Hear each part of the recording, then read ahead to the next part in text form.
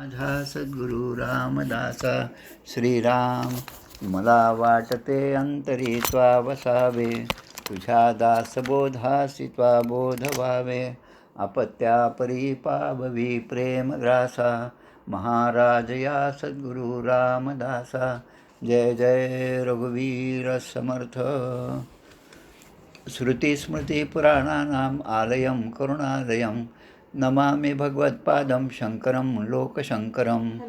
वंदे भाष्यकाराय शंकराय परमात्मने, चिदानंदरूपाय अद्वैतभास्कराय च.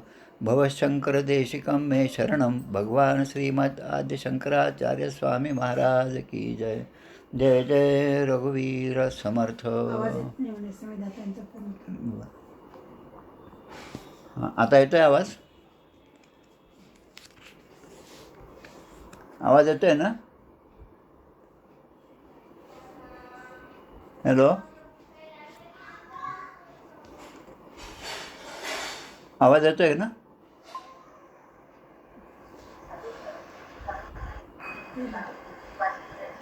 आवाज हां, आवाज येतोय ना? हां, ठीक आहे ठीक आहे, चला. जय जय रघुवीर समर्थ. आद्य श्री शंकराचार्य कृत प्रश्नोत्तरी या ग्रंथाचा आपण अभ्यास करीत आहोत.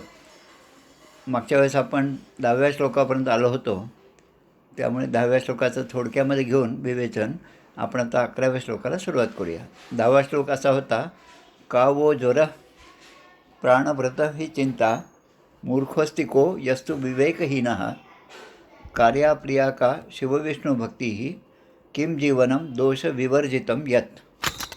असा हा 10वा श्लोक आपण मागच्या वेळेस पाहिला होता. प्राण्यांना चढणारा ज्वर कोणता, असा प्रश्न आहे.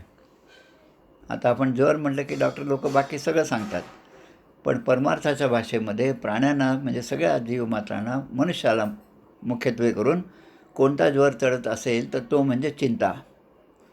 म्हणजे काय करू, कसं होईल, काय नाही, असं सारखं मनामध्ये एखादी गोष्ट होईल का नाही, किंवा झाली नाही तर मग आपण काय करायचं, असा माणूस सारखा चिंतेमध्ये असतो. मनामध्ये एक विचार असतो, त्याप्रमाणे व्हावं अशी इच्छा असते, पण त्याप्रमाणे होत नाही, आणि त्यामुळे ही चिंता सदैव माणसाला त्रास देत असते. आता दुसरा प्रश्न या ठिकाणी असा आहे की मूर्ख कोण आहे? मूर्खोस्तिको यस्तु विवेकहीनः. मूर्ख कोण? साधी व्याख्या केली त्यांनी की विवेकहीन जो आहे तो मूर्ख आहे. आता विवेक कसा शब्द आहे? तो समर्थांचा अत्यंत आवडता असा शब्द विवेक आहे. विवेक म्हणजे सारखी निवड, चांगलं कोणतं आणि वाईट कोणतं, चिरकाळ टिकणारं कोणतं आणि तात्पुरता कोणतं आहे, तात्पुरता सुख काय आणि चिरकाळ टिकणारं सुख आणि आनंद काय आहे, असा जो विवेक आहे तो ज्याच्यावर जवळ आहे तो खरा श्रीमंत आहे, तो खरा चांगला आहे. आणि तो नसेल तर तो माणूस मूर्खामध्ये गणला जातो. आता पुढचा प्रश्न आहे, प्रिय कोण, प्रिय कार्य कोणतं? तर ते सांगतात, आद्य शंकराचार्य सांगतात, शिवाची आणि विष्णूची भक्ती करणं हे आपलं प्रिय कार्य आहे जीवनाला येऊन. कारण या नरदेहातच मुक्तीची शक्यता आहे, इतर देहामध्ये नाही. आणि म्हणून जन्मापासूनच आपण भगवंताशी वेगळे झालो आहोत. जन्म मिळाल्याबरोबर, जीवदशा प्राप्त झाल्याबरोबर, आणि पुन्हा त्या भगवत स्वरूपाला प्राप्त होणं, यासाठीच आपण हे सगळं कार्य आपलं करायचं आहे. म्हणून प्रिय कार्य कोणतं? तर शिवाची आणि विष्णूची भक्ती. आता ही भक्ती कशी करावी ते नाना प्रकारे आपण सर्वजण जाणतो. आता शेवटचा हा प्रश्न आहे मागच्या 10व्या ह्याच्यातला, की जीवन कशाला म्हणावे, म्हणजे माझं चांगलं जीवन कशा प्रकारचं असावं. त्याचा अर्थ त्याने दिला, उत्तर दिलं की जे निर्दोष आहेत त्यांचं जीवन चांगलं. निर्दोष म्हणजे आता दोष म्हटलं की मग पुन्हा आपले नेहमीचे दोष येतात. माणसाच्या ठिकाणी दोष काय आहे? मुख्य दोष म्हणजे मी म्हणजे शरीर आहे असा विचार जो आहे तोच माणसाला या सगळ्या दुष्टचक्रामध्ये अडकवून टाकतो. आणि माझे म्हणजे मी तर आहेच, मी शरीर आहे, आणि या शरीराने मी जे जे काही प्राप्त केलं ते माझं आहे, हा विचार जो आहे तो माणसाला दोषी बनवत असतो. आणि म्हणून जीवन कशाला म्हणावे की जे खऱ्या अर्थाने निर्दोष आहेत. आता आपण पुढच्या श्लोकाकडे वळूया. तो श्लोक असा आहे, 11वा श्लोक, विद्या ही का ब्रह्मगती प्रदाया, बोधो हि को यस्तु विवेक विमुक्ती हेतु को लाभ आत्मा वगमो हि यो वै जितम जगत केन मनोही येन. 4 प्रश्न या ठिकाणी विचारलेले आहेत. प्रश्नोत्तरीमधला आता हा 35वा प्रश्न आहे. विद्या कशाला म्हणावे? तर खरी विद्या जी आहे ती ज्या विद्येने मला परब्रह्माची प्राप्ती होणार आहे ती विद्या ती खरी विद्या आहे. आणि तशी विद्या मला जे शिकवतील ते माझे सद्गुरू आहेत. त्यानंतर प्रश्न आहे की बोध कोणता? बोध आपण बऱ्याच ठिकाणी बऱ्याच जणांकडून बरंच काही नवीन नवीन शिकतो, पण त्या सगळ्या शिकण्यामधून आपल्याला काय प्राप्त होतं तर लौकिक ज्या गोष्टी आहेत त्याच प्राप्त होणार आहेत. आपली सायकल बिघडली, स्कूटर बिघडली, मेकॅनिककडे गेले की तो आपल्याला काहीतरी चांगलं करून देतो आणि तितकं तात्पुरतं आपलं ते मशीन चालायला लागतं, त्याचा आनंद आपल्याला मिळतो आणि पुन्हा काही वेळानंतर ते पुन्हा बिघडणार आहे. पण खरा बोध कोणता आहे की जो मला म्हणजे जे ज्ञान मला मोक्षाची प्राप्ती करून देते ते खरा बोध आहे. आता लाभ कोणता? जीवनामध्ये अनेक प्रकारचे लाभ आहेत. ते लाभ लौकिक अर्थाने आहेत. लाभ आणि हानी. लाभ म्हटलं की हानी पण आली, सुख म्हटलं की दुःख पण आलं. पण खरं लाभ जो आहे तो म्हणजे आत्मप्राप्ती, आत्मसुख.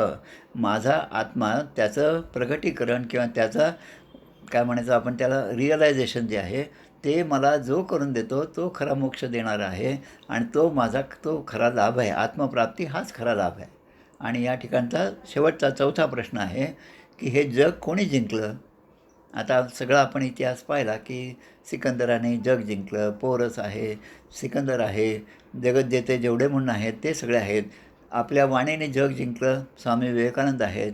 हे सगळे जे आहेत की त्यामध्ये अजून जग कोणी जिंकलं असं जर प्रश्न विचारला तर एक आहे सगळ्यात महत्त्वाचा प्रश्न की ज्याने आपले मन जिंकले त्याने जग जिंकलं. मन जिंकणं, मनावर ताबा, मनावर म्हणजे आपल्या म्हणजे काय मनाच्या इच्छेप्रमाणे न वागणं पण मनाला आपल्या कंट्रोलमध्ये ठेवणं, हे ज्याला जमलं त्याने खरं जग जिंकलं. कारण तो मनच फार महत्त्वाचं आहे. कारण मन एव मनुष्याणाम कारणम बंधमोक्षयोः. आणि म्हणून अशा प्रकारे हे 4 प्रश्न या ठिकाणी विचारलेले आहेत. या प्रश्नांची उत्तरं थोडक्यामध्ये आपण पाहिली. आता ब्रह्म प्राप्त करून देणारी विद्या, ती खरी विद्या आहे. बाकीच्या विद्या म्हणजे आपलं फक्त लौकिक आणि पोट भरण्यासाठी विद्या. आपले रामकृष्ण परमहंस म्हणतात, तुम्ही जे शिकत आहात ते फक्त डाळ तांदूळ विकत घेण्याचीच विद्या आहे, पण त्याच्या पलीकडे ही ब्रह्मविद्या आहे ज्यामुळे तुम्हाला या जन्ममरणाच्या चक्रातून बाहेर पडण्याची सोय त्या ठिकाणी आहे. तीच खरी विद्या. आपले समर्थ आपल्याला सांगतात, ब्रह्मपावन निरूपण नाम समास दशक 6 समास 2 काही ओव्या त्यामधल्या आहेत त्या पाहूया आपण. ब्रह्मज्ञाने विण उपदेश तो म्हण नये विशेष धान्य विण जैसे भूस खाता नये. धान्य आहे ते निवडायचं, टरफलं बाजूला करायचे आणि मुख्य धान्य जे आहे तेच आपण ग्रहण करतो. तसं ब्रह्मज्ञाने विण उपदेश, ज्या उपदेशामध्ये ब्रह्मज्ञान मिळण्याची सोय नाही असा उपदेश तो सोडून द्या. साली टरफलं आहेत ते, पण ज्यामध्ये परब्रह्माच्या प्राप्तीची सोय आहे तो ब्रह्मज्ञान मिळण्याचा उपदेश जो आहे तो खरा उपदेश आहे.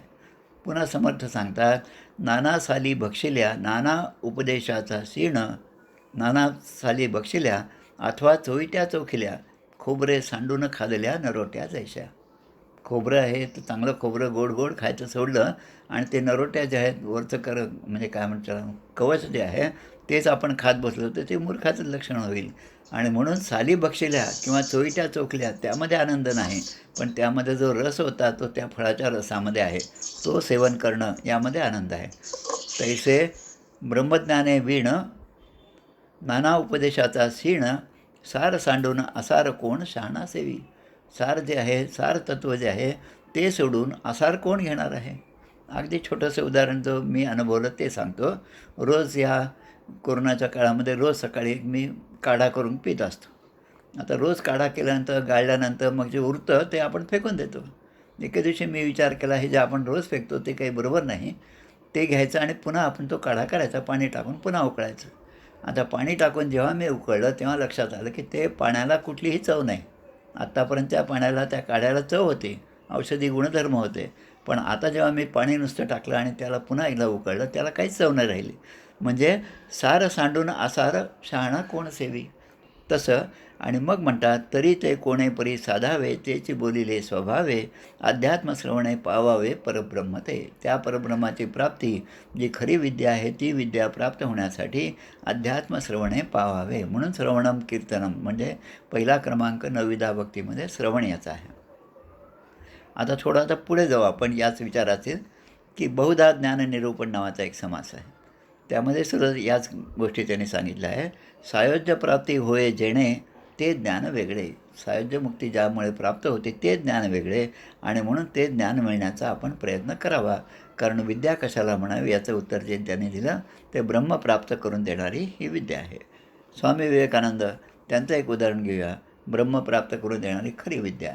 स्वामी विवेकानंदांच्याकडे त्यांचे वडील जे होते ते वडील, त्यांना एक सवय होती, जे आपल्याजवळ असेल ते दुसऱ्याला दान देऊन टाकायचं. असं होता होता घरातल्या बऱ्याच वस्तू कमी झालेल्या त्यांना दिसल्या, आणि मग काही दिवसानंतर वडिलांचं पण देहावसान झालं, आणि मग परिस्थिती अशी आली की आता जेवणा खाण्याची पण सुद्धा भ्रांत तयार झाली कुटुंबामध्ये. मग त्यांचे आई आणि त्यांचे बंधू हे सगळे होते, आणि आता पुढचा उदरनिर्वाह कसा करावा अशी चिंतेमध्ये असताना श्री रामकृष्ण परमहंसाची भेट झाली. रामकृष्ण परमहंसांना ते विचारतात की अशी माझी दयनीय अशी अवस्था आहे घरची, त्यामुळे आता मला काहीतरी नोकरी केली पाहिजे, विद्या म्हणजे काहीतरी धनार्जन केलं पाहिजे, त्यासाठी मी काय करू? स्वामी रामकृष्ण परमहंस म्हणतात, नरेंद्रा, तू जाऊन त्या काली मातेला सांग, जसं तू मला सांगत आहेस तसंच तिला सांग. पण तिला सांगून होईल का? तू पाहून तर बघ, एकदा सांगून बघ. असं म्हणून ते कालीमातेच्या समोर गेले दक्षिणेश्वरच्या, आणि त्या ठिकाणी हात जोडून उभे राहिले. आता त्यांना मागायचं होतं की आई, मला पैसे दे, धन दे, दौलत दे, आणि मला चांगलं पूर्वीसारखं वैभव प्राप्त होईल असं मला दे. आणि हात जोडून ते जे म्हणतात ते म्हणतात, आई, मला ज्ञान दे, वैराग्य दे आणि भक्ती दे. आणि आले पुन्हा रामकृष्णांच्याकडे. पुन्हा रामकृष्णाने म्हणजे काय मागितलं का तुला जे पाहिजे ते? नाही म्हणे, मी त्या ठिकाणी गेलो आणि मग मी आईला ज्ञान, वैराग्य आणि भक्तीच मागितली. कारण या ज्ञान आणि वैराग्य आणि भक्ती यापासूनच मला खरी ब्रह्मविद्या प्राप्त होणार आहे, असा माझा मूळचा जो आत्मस्वरूप आहे ते सांगत होतं, आणि त्यामुळे मी तेच मागितलं. आता पुढचा प्रश्न येतो की जग कोणी जिंकले? की ज्यांनी आत्मा जिंकला त्यांनी जग जिंकले. आता आत्मा जिंकला म्हणजे कसं? ज्याने आपलं मन जिंकलं. कारण मन जे आहे ते मनच विचार करत असतं.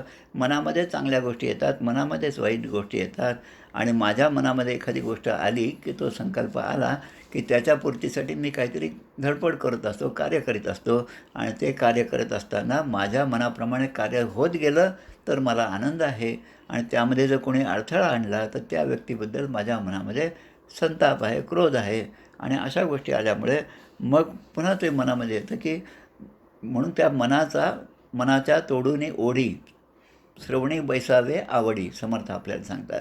मन जरी बाहेर भटकत असलं तरी त्या मनाला आपण आतमध्ये ओढावं, इंट्रोवर्टनेस म्हणतात त्याला. त्या आतमध्ये आपण जर ओढलं आणि मग ते भगवंताच्या चरणी जर स्थिर केलं तर आपल्याला ही अशी ब्रह्मविद्या सहजपणे प्राप्त होईल. म्हणून जग कोणी जिंकलं? ज्यांनी आपल्या मनाला जिंकलं आहे. आणि म्हणून हे मन माणसाला दोन्ही प्रकारे कार्य करतं. दुधारी शस्त्राप्रमाणे ते आहे की जे मन भरकटत गेलं तर माणूस वाईट संगतीमध्ये जाईल, आणि तेच मन जर आपण आपल्या ताब्यात ठेवलं तर आपल्याला पाहिजे तसं त्या मनाला आपण घेऊन जाऊ शकतो. साधं उदाहरण आहे टी व्ही पाहणं. टी व्ही पाहणं चांगलं आहे का वाईट आहे? दोन्ही गोष्टी आहेत, चांगलं पण आहे आणि वाईट पण आहे. आता त्याच्यातलं चांगलं जे आहे ते घेणं, आणि मला नको असेल तेव्हा तो बंद करणं, ह्या ठिकाणी माणसाला विवेक आहे. आणि म्हणून विवेक पाहिजे, आणि आपलं मन आपल्या ताब्यात पाहिजे. मनामध्ये खूप होतं एखादी गोष्ट करावी, पण ती झाली नाही. आता नाही झाली म्हणून त्याचं दुःख नको, आणि झाली म्हणून त्याचं सुख नको, अशी अवस्था माझ्या मनाची तयार झाली पाहिजे. आणि म्हणून अशी जर अवस्था झाली तर मी खऱ्या अर्थाने मन जिंकलं असं होईल. असा हा 11वा श्लोक आहे. आता 12व्या श्लोकाचं विवेचन आपण पाहूया. शूरान महाशूर तमोस्ति को वा, मनोज बाणैर व्यथितो न यस्तु, प्राज्ञोथ धीरश्च समस्तु को वा, प्राप्तो न मोहम ललना कटाक्षैही. म्हणजे शूरान महाशूर म्हणजे सगळ्या शूर पुरुषांमध्ये अधिक शूर कोण आहे? जसं देवांमध्ये महादेव कोण आहे, तसं शूरामध्ये सगळ्यात शूर कोण आहे असा प्रश्न विचारला. त्याचं उत्तर आपल्याला आद्यशंकराचार्य देतात. मनसिज. मनसिज म्हणजे मदनाच्या बाणांनी व्यथित न होणारा जो आहे तो खरा शूर आहे. आणि पुढचा प्रश्न आहे, बुद्धिवान, धैर्यवान आणि समदर्शी कोण आहे? बुद्धिवान म्हणजे चांगल्या प्रकारची बुद्धी आपली जी आहे तिचा वापर करून एखाद्या प्रसंगातून मार्ग काढणं. धैर्यवान म्हणजे कुठल्याही क्षणी खचून न जाता त्या ठिकाणाहून त्या परिस्थितीतून सुद्धा बाहेर येईल असं कोण आहे? एखादं झाड पहा, कुठेतरी भिंतीवर आपले पिंपळाचं झाड असतं पहा, शक्यतो हे नेहमीच दिसतं आपल्याला. तर ते पिंपळाचं झाड आपण कितीही तोडलं तरी 4 दिवसानंतर पुन्हा त्या भिंतीवर जे ते झाडाचं खोड होतं, काहीतरी दिसत होतं आपल्याला, तिथे लगेच नवीन पालवी येते. म्हणजे कसंही असलं तरी जिवंतपणा जो आहे हा आपल्याला हे साधे साधे म्हणजे झाडं जे आहेत ते आपल्याला शिकवतात, की त्याला म्हणायचं धैर्य. कितीही खचून गेलं तरी पण धैर्यवान पुरुष जो आहे तो कालक्रमण करीतच असतो. आणि समदर्शी कोण? आता असा जेव्हा प्रश्न विचारला तेव्हा उत्तर दिलं, की असा कोण आहे धैर्यवान, बुद्धिवान आणि समदर्शी? तर स्त्रियांच्या कटाक्षाने मोहित न होणारा. आता सामान्य माणूस जो असतो तो काम हा त्याच्या ठिकाणचा स्थायी भाव असतो सामान्य माणसाचा. शृंगार रस असेल तर लगेच गोडी निर्माण होते. पण ज्याचं मन आपल्या ताब्यात आहे तो लगेच त्या ठिकाणाहून त्याच्या लक्षात येतं, की अरे या ठिकाणी काहीतरी धोका आहे. रस्त्यावर जेव्हा लाल सिग्नल दिसतं तेव्हा माणूस थांबतो, लगेच काही पुढे जात नाही. पण हिरवा असेल तर तेव्हा लगेच गाडी घेऊन आपण पुढे जातो. हे जसं रोजच्या जीवनामध्ये आहे तसं लाल म्हणजे आपल्या शास्त्राने सांगितलं त्याच्या विरुद्ध, आणि हिरवं म्हणजे शास्त्रविहित. शास्त्रविहित ज्या ज्या गोष्टी आहेत त्या त्या माणसाने केल्या पाहिजेत. आणि शास्त्र, धर्म, स्वधर्म याच्या अनुषंगाने त्याने सांगितल्याप्रमाणे मार्गक्रमण करणं हे खरं आपलं कर्तव्य आहे. पण त्याच्या उलट असेल तर मग ते अधर्माचं कडे आपलं पाऊल आहे असं ते सांगतात. म्हणून स्त्रियांच्या नेत्रकटाक्षाने मोहित न होणारा जो आहे तो बुद्धिवान आहे, तो धैर्यवान आहे आणि तो समदर्शी आहे. आजच आपल्या लोणी येथे जे सद्गुरू सखाराम महाराज आहेत त्यांच्या पोथीचं वाचन दर सोमवारी आम्ही एका ग्रुपमध्ये करीत असतो. त्यामधला आज 6वा अध्याय त्यामध्ये आला. लोणीच्या सखाराम महाराज हे त्या काशीमध्ये जाऊन राहिले, घरी आईला वगैरे सोडून तिकडं जाऊन राहिले. पण तिथे जाताना त्यांचं आधी लग्न झालं. आईने खूप आग्रह केला म्हणून त्यांनी लग्न केलं आणि मग काशीमध्ये ते अनुष्ठानासाठी राहिले. पण बरेच काळ ते आले नाही म्हणून त्यांची आई या लोणीवरनं त्या काशीपर्यंत पायी गेल्या. त्यांचे भाऊ त्या ठिकाणी राहत होते. त्यांची भेट घेतली आणि सखाराम महाराजांना परत येण्यासाठी विनंती केली. बाबा तुझे लग्न झाले, तुझी बायको आहे, त्यामुळे तू एकदा लोणीला ये. तर ते म्हणतात त्या ठिकाणी स्वतः गंगा प्रगट झाली आणि गंगा मातेने सांगितले की सखाराम नक्कीच तुमच्याकडे येईल, अजून 3 महिन्यांनी येईल. असं होता सखाराम महाराज ते अनुष्ठान संपवून पुन्हा आपल्या गावी आले. आणि त्यांची पत्नी होती, माझ्या माहितीप्रमाणे सरस्वती त्यांचं नाव. या पत्नीबरोबर काय एक दिवस राहिले असतील.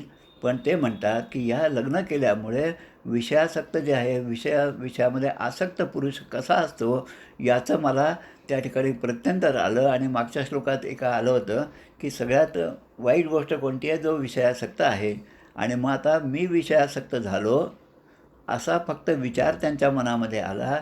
आणि त्या घरातून जेव्हा ते बाहेर पडले, ते बाहेर पडण्याची वाटच पाहत होती, कारण मूळ वैराग्य त्यांच्या ठिकाणी होतं. आणि बाहेर पडण्याची वेळेस त्यांनी काजळ जे घेतलं ते काजळ घेऊन आपल्या चेहऱ्याला फासलं. आणि म्हणजे याचा अर्थ कसं? तोंड काळं केलं. म्हणजे जो विषयासक्त आहे त्याचं तोंड काळं होईल असं जे आपण म्हणतो त्याप्रमाणे त्यांनी लगेच करून दाखवलं. आणि मग तिथून पुन्हा घरातून ते बाहेर पडले आणि पुढे कालांतराने ते परत आले अनुष्ठान संपल्यानंतर. आणि म्हणून स्त्रियांच्या नेत्रकटाक्षाने जो मोहित होत नाही तो खरा धैर्यवान, तो खरा बुद्धिवान, तो खरा समदर्शी. आता पुढे अजून एक आपल्याकडे एक श्लोक चांगला येतो पहा. आता भगवान शंकराचं पण आपल्याला उदाहरण माहिती आहे की महादेवांचं, की कामाला जाळलं त्याने आणि भस्म केलं. आणि तपस्व्यांनाही अजिंक्य असा मदन जो आहे तो आपल्या नेत्रकटाक्षाने, डोळ्यांनी पाहण्याने साध्या त्याचं त्याने नाश केलेला आहे. एक मनाच्या श्लोकामध्ये श्लोकसुद्धा येतो, मुखी राम त्या काम बाधू शकेना, गुणे इष्टधारिष्ट त्याचे चुकेना, हरी भक्त तो शक्त कामासी मारी, जगी धन्य तो मारुती ब्रह्मचारी. जय जय रघुवीर समर्थ. मुखी राम त्या काम बाधू शकेना. म्हणजे ज्याच्या मनामध्ये अखंड रामनाम असेल, अखंड भगवंताचं नाम असेल, त्याच्या ठिकाणी कुठलीही कामं त्याला बाधा करू शकत नाही. अंतःकरणात काम उत्पन्नच होत नाही त्यांच्या. म्हणून हा काम जो आहे, आपण जे 4 पुरुषार्थ पाहतो त्यामध्ये धर्म, अर्थ, काम आणि मोक्ष. पहिला जो आहे तो धर्म आहे आणि शेवटचा चौथा पुरुषार्थ आहे तो जो मोक्ष. म्हणजे धर्म आणि मोक्ष या दोघांच्या चौकटीत अर्थ आणि काम आहे. म्हणजे अर्थ पैसा मिळणे, पैसा कमवणे हे धर्मावर अधिष्ठान असलेलं पाहिजे.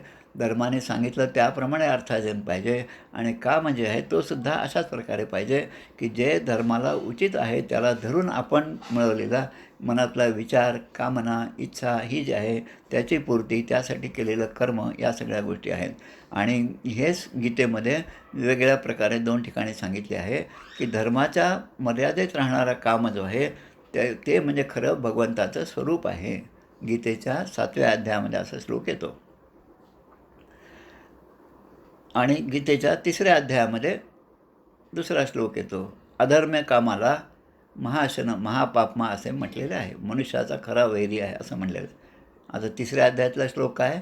कामेश क्रोधेश रजोगुण समुद्भवा महाशनो महापापमा विद्येनम इह वैरिणम. म्हणजे महापापमा म्हणजे अग्नी लागलेला आहे, ज्योत पेटलेली आहे, त्यामध्ये अजून तेल तूप टाकल्यानंतर ते जास्तच प्रज्वलित होणार आहे. तसे हे काम जे आहे त्यामध्ये ज्याला अनुकूल अशा गोष्टी जर झाल्या तर तो काम अजून प्रदीप्त होणार आहे. आणि म्हणून रजोगुण समुद्भव, रजोगुणापासून उत्पन्न झालेला हा काम आहे, हा क्रोध आहे, हे सगळे षड्रिपू त्यापासूनच उत्पन्न झाले. म्हणून त्याला महाशन म्हणजे अग्निसदृश आहे. म्हणून कितीही भोगाने तो तृप्त होणारा नाही. भोग भोगण्यासाठी आपल्या मुलाकडून तारुण्य मागून घेतलेलं उदाहरण आपल्या भागवतामध्ये आहे, श्रीमद भागवतामध्ये. आणि मुलाने ते देऊ केलं. मुलांचं किती मोठेपण त्या ठिकाणी पहा. पण या बापाला शेवटपर्यंत त्या भोगातून कधीही सुखप्राप्ती झाली नाही. ही उदाहरणं आपल्यासमोर आहेत. आणि तसंच पुढे पण अजून श्लोक येतात. आणि दुसरीकडे धर्म आणि अधर्म ही खरे 2 रूपं आहेत कामाचे. म्हणजे धर्माला धरून असेल तो चांगला आहे आणि धर्माला सोडून जर असेल तो अधर्माचा आहे. महाशनो महापापमा विद्येनम इह वैरिणम. बलवतां चाहम कामरागविवर्जितं धर्माविरुद्धभूतेषु कामोस्मी भरतर्षभा. म्हणजे बलवानांमध्ये आसक्ती आणि कामना रहित असल्यास, म्हणजे खूप शूर आहे पण आसक्ती नाही आणि कामना रहित असलेला जो बल आहे, जी शक्ती आहे तीच मी आहे असं भगवंत सांगतात. म्हणून सर्व भूतांमध्ये धर्माला अनुकूल असं जर काही असेल तर ते काम जे आहे ते काम म्हणजे मी आहे असं भगवंताने सांगितलेलं आहे. म्हणून असा 2च प्रश्नाचं उत्तर, 2 प्रश्न आणि 2 उत्तर या ठिकाणी 12व्या श्लोकामध्ये दिलेले आहेत. म्हणजे 39 आणि 40 झाले. आता पुढचा श्लोक पाहू आपण 13वा. वेळ आहे का? हो आहे, थोडासा आहे. विषाद विषम किम विषया समस्ता दुःखी सदा को विषयानुरागी धन्योस्तु को वा व्यस्तु परोपकारी कः पूजनीय शिवतत्वनिष्ठा. प्रश्न असा आहे की सर्वात विषारी विष कोणतं? सर्वात विषारी विष कोणतं? पुढचा आहे नेहमी दुःखी कोण असतो? आणि तिसरा प्रश्न आहे धन्य कोण आहे? कोण धन्य आहे? कोणाचं जीवन धन्य होईल?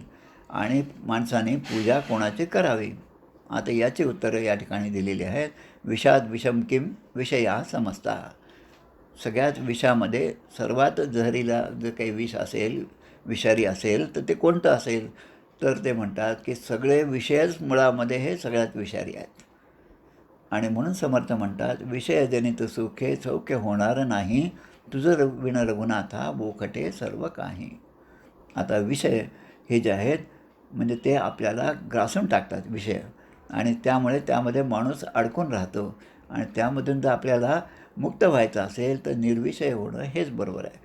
आता हे निर्विषय होणं अवघड गोष्ट आहे, पण त्याचा जितका आपण प्रयत्न करू तो आता विषय कसं की साधं संसारामधलं प्रेम आहे, आसक्ती आहे, मी आणि माझे आहे, हा सगळा मनातला विचार आहे तो कसा कमी होईल? अखंड भगवंताचे स्मरण, अखंड सद्ग्रंथांचं वाचन, अखंड सत्पुरुषांच्या चरित्राचं चिंतन, वाचन आणि चिंतन, अभ्यास हे जर आपण करत गेलो तर हळूहळू आपल्या लक्षात येईल की आपल्या संसारामधली आसक्ती हळूहळू आपली कमी होत आहे. पूर्वी मला हे आवडत होतं ते अजिबात चालत नव्हतं, अशी जी माझी अवस्था होती ती हळूहळू आता कमी होत गेली. आता जे आलं ते न त्यक्ते न भुंजिता याप्रमाणे जे जसं माझ्या ताटामध्ये आलं त्याचा मी स्वीकार करीत आहे. ही खरी प्रगतीची लक्षणं आहेत. आणि म्हणून न मिळे आलिया पदार्था तो एक मूर्ख. आणि दुसरीकडे सांगतात समुद्रा ऐसी साठवण तो सत्वगुण. म्हणजे सत्वगुणी माणूस झाला, विवेक त्या ठिकाणी असला की विषयातली आसक्ती हळूहळू कमी होते. संसार मुळीच नासका विवेके करावा नेटका, नेटका करिता फिका होत जातो. म्हणून सगळ्यात विचारी काय असेल तर सगळे विषय आहेत. आता हे विषय पुन्हा आपल्याला भगवंताच्या चरणी लावणे ही खरं माणसाचं म्हणजे काय बुद्धिमत्ता आहे, त्याचं ते धैर्य आहे, त्याच्या ठिकाणी असणारं बल आहे. आणि आता उलटं की नेहमी दुःखी कोण असतो? जो विषयासक्त आहे. म्हणजे सारखं विषयाचं चिंतन, सारखं काहीतरी मला चांगलं मिळावं, चांगले मिळावं ही हाव आहे. मग मला चांगलं दिसावं ही सुद्धा डोळ्यांची हाव आहे. माझ्याकडून चांगलं व्हावं आणि माझंच चांगलं व्हावं, इतरांचं होऊ नये, असे सगळे मनामध्ये जे असतात त्या सगळ्यांच्या अंती जे आहे ते माणसाच्या ठिकाणी दुःखच प्राप्त होतं. आता आपलं या जन्मामध्ये येऊन नरदेहामध्ये जन्म घेऊन मला जर काही चांगलं पुण्य करायचं असेल तर धन्य कोण होईल, माझा जीव कसा धन्य होईल हे जीवन, हे सांगण्याचा आता पुढचा प्रश्न आहे की त्यामध्ये सांगतात की परोपकार करणारा जो पुरुष आहे तो खऱ्या अर्थाने धन्य होतो. आता परोपकार कसा असतो ते सुद्धा आपल्याला अनेक प्रकारे उदाहरणं देऊन सांगता येतील. एक परोपकार, एक जो आपल्याला माहिती आहे, पुण्य परोपकार पापते परपीडा. परपीडा जे आहे दुसऱ्याला त्रास देणं, ते त्रास देणं म्हणजे असं आपल्या हातापायाने नाही, पण आपल्या विचाराने सुद्धा आपण दुसऱ्याला त्रास देत आहोत हे सुद्धा आपल्या लक्षात यायला पाहिजे. आपल्या वाणीने सुद्धा आपण दुसऱ्याला त्रास देत असतो, त्यामध्ये सुद्धा पाप घडत असतं. आणि म्हणून वाणी जी आहे ती केव्हाही माणसाची शुद्ध असावी. शुद्ध आणि अशुद्ध म्हणजे जे दुसऱ्याचं दुःख करी ते अपवित्र वैखरी. म्हणजे ज्या वाणीने दुसऱ्याला दुःख होईल ती अपवित्र वैखरी आहे. आणि म्हणून पुण्य काय असेल तर परोपकार करणे, दुसऱ्यांवर उपकार करणे. आणि उपकार करीत असताना पुन्हा हा भाव नसावा की मी त्याच्यावर उपकार केले आहेत किंवा त्याने त्याच्याकडे परतफेड मला केली पाहिजे, असं जर असेल तर तो बाजारातला व्यवहार झाला. तर हा व्यवहार बाजूला ठेवून भगवंताने मला ही म्हणजे एक संधी दिली की माझी चित्ताची शुद्धता, माझ्या मनाची शुद्धता आणि किंवा माझा हा जो नरदेह प्राप्त झाला आहे त्यामधनं काहीतरी सत्कर्म करण्याची ओढ मला या कार्यातून होणार आहे. आणि म्हणून त्या दृष्टीने मी ते कार्य करीत असलो तर ते परोपकार झाले. तुका म्हणे आता उरलो उपकारापुरता. तुकाराम महाराज म्हणतात ना की आता मी कशासाठी उरलो, संत कशासाठी उरले, हे सगळे परोपकार करण्यासाठी. त्यांना वैयक्तिकरित्या काहीही मिळवायचं नव्हतं. संत आपले पैठणचे एकनाथ महाराज भरपूर श्रीमंत होते, तुकाराम महाराज भरपूर गरीब होते. म्हणजे दोन्ही टोकं त्या ठिकाणी आहेत, पण दोघेही आपापल्या ठिकाणी खूप समाधानाने राहत होते आणि इतरांवर उपकारच करत होते शेवटपर्यंत. असे संत जे आहेत, परोपकार करणारे जे आहेत ते खऱ्या अर्थाने धन्य आहेत. आणि म्हणून त्यांची पुण्यतिथी, त्यांची जयंती कोणालाही काही न सांगता आठवणीने लोक साजरी करतात, कारण त्यांचं जीवन धन्य झालेलं आहे. आता पुढचा प्रश्न आहे तो पूजा कोणाची करावी, कोणाची पूजा करायला पाहिजे, तर पूजा कशी करायची, कोणाची करायची, तर उत्तर आहे जे ब्रह्मनिष्ठ आहेत. आता ब्रह्मनिष्ठ म्हणजे थोडक्यामध्ये की ज्यांनी परब्रह्माची प्राप्ती केलेली आहे, ज्यांच्याकडे गेल्यानंतर ज्यांच्या दर्शनानंतर माझ्या मनाला शांती मिळते ते ब्रह्मनिष्ठ आहेत. अशा ब्रह्मनिष्ठ सत्पुरुषांची आपण पूजा केली पाहिजे. आता आपण पूजा करत असतो, एखाद्या माणसाला आपल्या घरी आला त्याची आपण स्तुती करतो, स्तुती ही सुद्धा पूजाच झाली. पण स्तुती करत असताना मनामध्ये एक भाव आहे की ह्याच माणूस आपल्याला पुढे खूप कामाला येणार आहे.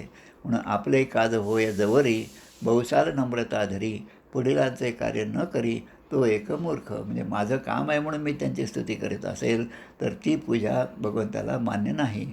त्यामुळे जो ब्रह्मनिष्ठ आहे, जो स्वतः ब्रह्मज्ञान इतरांना सांगत आहे, जो इतरांना या भवसागरातून पार पडून जाण्यासाठी जो मार्ग आहे तो मार्ग जो दाखवत असेल, अशा सत्पुरुषांची पूजा आपल्याकडून घडली पाहिजे. आता आपण जो आत्ताच सप्ताह साजरा केला, दास विश्रामधाम दिन, वर्ष दुसरं होतं ते, त्यामध्ये जसं आहे तसं. आणि आपल्या रामदास पंथ क्रमसार यामध्ये सांगितल्याप्रमाणे संतांची पूजा वगैरे कशी पूजा, ते कसा भाव असावा आपला ते सांगितलं. स्थान महिमा, अंगसेवा, आत्मसेवा, भावसेवा हे जे सांगितले ते प्रकार या ठिकाणी महत्त्वाचे आहेत. म्हणजे त्या प्रकारे आपण अशा ब्रह्मनिष्ठ पुरुषाची सेवा केली पाहिजे, असा हा त्यामधला भाग आहे. हा 13वा श्लोक जो आहे तो या ठिकाणी आपण पाहिला. प्रश्नोपनिषद नावाचा एक उपनिषदसुद्धा आहे, त्यामध्ये सुद्धा हाच भाव येतो की पिपलाद मुनी जे आहेत ते आपल्या 6 शिष्यांना म्हणाले, मी ब्रह्म एवढेच जाणतो आणि त्या पलीकडे मी काहीच जाणत नाही. आता असंच सांगितल्यानंतर त्यांच्या सगळ्या शिष्यांनी त्यांची मनापासून पूजा केली. म्हणजे शिवतत्वनिष्ठ, ब्रह्मनिष्ठ असे पिपलाद मुनी असे पूजनीय असतात. आपले आप्पा वरदानंद भारती यांनासुद्धा त्यांच्या एका पंजाबी शिष्याने प्रश्न विचारला होता की आप्पा, एवढं जे तुम्हाला सगळं भगवंताचं दर्शन झालं, हे सगळं जे मिळालं ते कुठल्या उपासनेने मिळालं, तुम्ही काय केलं त्यामुळे तुम्हाला भगवान विष्णूचं चतुर्भुज रूपात दर्शन झालं? तेव्हा ते म्हणतात, मी आत्तापर्यंत काहीच केलं नाही, मी फक्त विष्णू सहस्रनाम जे आहे ते माझ्या सद्गुरूने सांगितल्याप्रमाणे रोज 12 वेळेस मी ते म्हणत होतो आणि त्याचाच परिणाम म्हणून मला हे दर्शन झालं. तुम्ही पण तेच घ्या आणि तुम्ही पण अशा मार्गावर येऊ शकता, असं सांगणारे जे आहेत, जे ब्रह्मनिष्ठ आहेत त्यांची पूजा करावी, असं या ठिकाणी 13व्या श्लोकामध्ये सांगितलेलं आहे. आता पुढचा विचार जो आहे तो आता पुढच्या वेळेस घेऊया आपण. थांबूया आपण या ठिकाणी. जय जय रघुवीर समर्थ.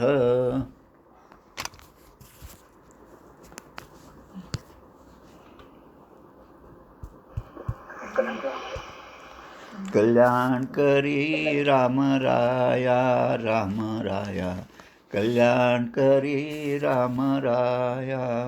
जनहित विवरी, जनहित विवरी, जनहित विवरी, कल्याण करी राम राया, राम राया, कल्याण करी राम राया. तळमळ तळमळ होतची आहे, होतची आहे, हे जन हाती धरी दयाळा. कल्याण करी राम राया, राम राया, कल्याण करी राम राया. अपराधी जन चुकतची गेले, चुकतची गेले, तुझा तूची सावरी दयाळा.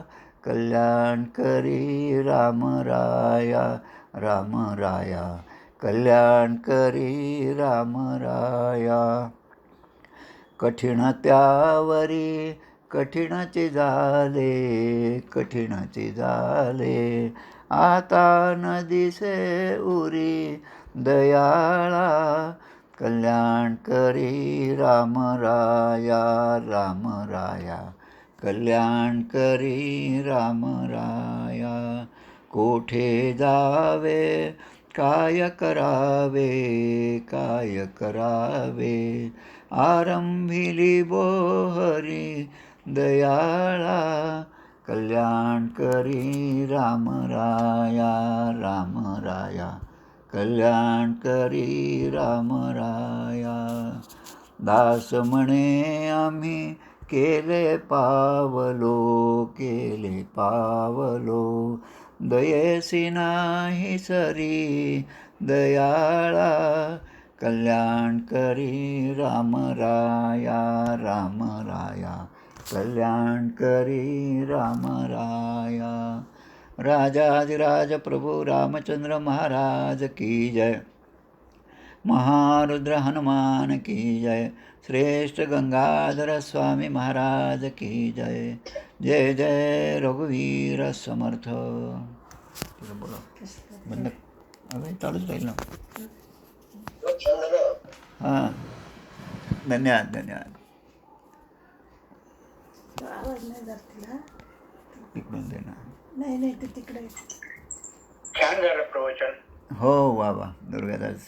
ऐकायला आम्ही दोघांनी ऐकलं. हो का? अरे वा, छान. हो रोज रोज रोज असतं हो, रोज आपले. येऊ.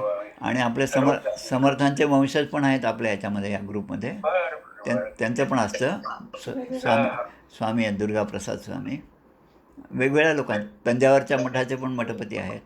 अच्छा अच्छा अच्छा. हां, रोज 4:30 वाजता असतं आणि हीच लिंक असते रोज. हो हो हो हां, हो हो. चालेल. ठीक आहे ठीक आहे. जय जय रघुवीर समर्थ. आम्ही दोघांनी ऐकलं, छान झालं म्हटलं. हो, धन्यवाद धन्यवाद. वा, छान झालं. या रोज हीच आहे लिंक. हां,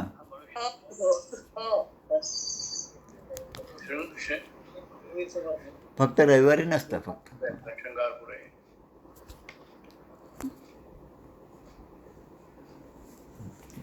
अहो नाही आहे ती काही.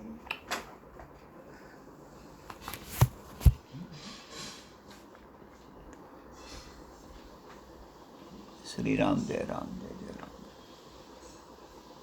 खूप छान झालं. हो, छान. हां, नमस्कार नमस्कार. धन्यवाद. जय जय रघुवीर जय समर्थ. रघुवीर समर्थ. सकाराम महाराज की जय. सखाराम महाराज. हो, आज 6वा अध्याय होता आणायचा. त्यांची आठवण महाराज झाली. सुंदर झालं होय का? हो, धन्यवाद धन्यवाद. हो, हो. दादासाहेब नमस्कार. नमस्कार सर. नमस्कार. हो, धन्यवाद धन्यवाद. जय श्रीराम. जय श्रीराम जय श्रीराम. जय श्रीराम. जय जय रघुवीर. हां, आज छान फोटो पाहायला मिळाले राम मंदिराचे. हो, म्हणून टाकलं की तुम्हाला आठवण आली असेल. हो, अगदी अगदी. फक्त ते व्यवस्थापकांचं. आज आम्ही रुद्राचा कार्यक्रम ठेवलाय हो हो हो, सगळ्यांच्या कल्याणासाठी. बरोबर. ते व्यवस्थापकांचं नाव विसरलो मी. बस सार्वजनिक होतं म्हणून त्याच्यावर फोटो टाकला की हो. सार्वजनिक उद्देश होता ना. हो हो, छान छान. आणि सगळ्यांना आपल्या इंदोरचे समर्थ मठ पाहायला मिळेल सगळ्यांना. हो, नाही, खूप छान आहे. नमस्कार. नमस्कार. मी तेच म्हटलं, मी इंदोरला जाऊन आलो म्हटलं मगाशी सुरुवातीला. हो हो तर म्हणलं आज दिवसभर मग इंदोरलाच आहे म्हटलं सकाळपासून. हो, बरोबर. रुद्र सुरू आहे ना. हो ना. हो हो, हो, अच्छा. छान आहे, छान मठ आहे. नमस्कार सर. नमस्कार. नमस्कार नमस्कार. हां, तुम्ही खूप छान सांगितलं सर. धर्म अर्थ काम मोक्ष फार हो. सुंदर सगळं विवेचन केलं. बरं बरं बरं. धन्यवाद. महाराजांचा उल्लेख पण खूप छान झाला आणि अगदी ज्याला म्हणता येईल की तो त्या ठिकाणी अगदी उपयुक्त असा होता तो. हो ना. हो, चांगला आहे, छान. धन्यवाद. जय जय जय रघुवीर. जय रघुवीर समर्थ.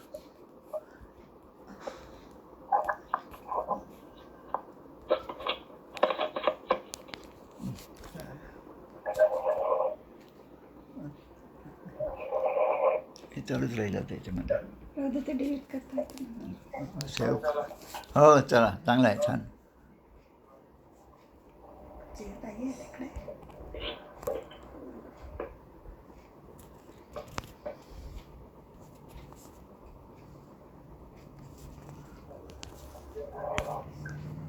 चल.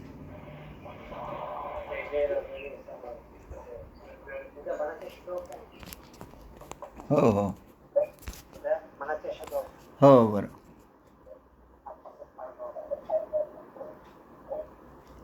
चल, पहा तू बघ.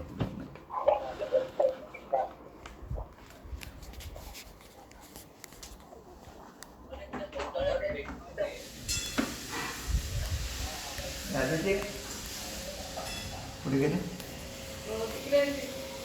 हे बंद कर बरं, तुला येतच. बंद कर. रेकॉर्डिंग चालूच आहे. ते कसं बंद होते ते काय ते लॉक वगैरे टाकून ठेवते. तिने लॉक काय ठेवलं काय ते 004 आहे.